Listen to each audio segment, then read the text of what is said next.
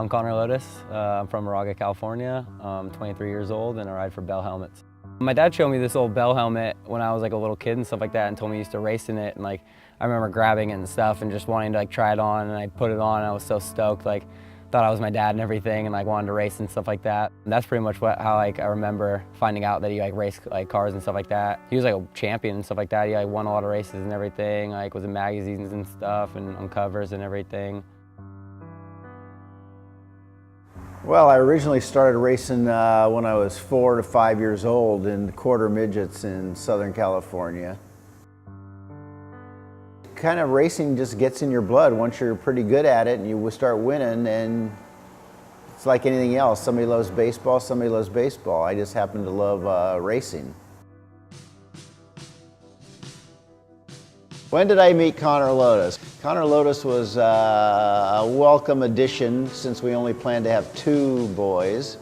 Every morning I'd get up and Connor Lodes would be hanging outside the door waiting for me to see me come out and give him a hug before I went to work. So that's pretty much how I ever met Connor Lodes. In the early times when he was starting, we used to see him ride his bike all the time, and it was great. I loved to watch Connor perform. Connor wrestled for a little while and figured out that he didn't like it, too much passion for his bike. In fact, one time we drove him down to Southern California, Orange County, to do a contest. We left like at 3 in the morning, contest started at noon. He went in, he performed, he actually won, and he won his ticket to go back to, I think it was Orlando, to compete in the national event. My oldest son, Kyle, he said, "You don't realize how good Connor actually is." Having a bike as a kid was definitely a huge part of my life. Like, it definitely kept me out of a lot of trouble and just kept me going, give me a motive to do something, and I just loved it. Like, it was just passion, you know? I couldn't get away from my bike.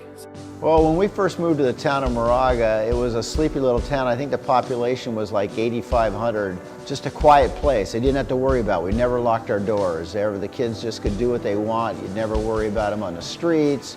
I'm sure it is a good place to raise kids. The kids hate it. They call it Boraga because it's nothing to do in Moraga. Yeah, like all this area right here, that's like pretty much, that's where Jump City was, you know? We used to cruise on the path every day in the summers and stuff and just cruise up the hill, and hopefully people would be here. Most of the time you'd come up the hill and there'd be a huge crew already here, you know? I don't know who named it, but it was Jump City, and the kids used to build all these jumps in secret, and the police would every once in a while come and catch them, and the town would mow it down and the kids would build it again. I remember a tractor being parked at the bottom of there, and that weekend they were just gone, you know? So I knew that what that tractor was for and stuff. Kind of sucks. It just sucks knowing that like you're just out there having fun, doing your thing, you know, and you have this one place that everyone can come together and hang out and be friends, and the city just doesn't realize it, and they tear it down and just ruin that whole vibe with everybody. It makes everyone separate and either go ride street or go somewhere else to dirt jump or just leave, you know? So they kind of ruined it for everybody, you know, and just took like the good vibes away and all that. And like me and all my friends would just like go cruise the local schools and stuff like that, and the local shopping centers and everything, and just hang out in the town, you know? We'd try to go to like other towns and stuff like that, but we were kind of young at the time, so just like what we had in the town was enough for us. And we'd go to like other skate parks every now and then if we could get rides and stuff like that.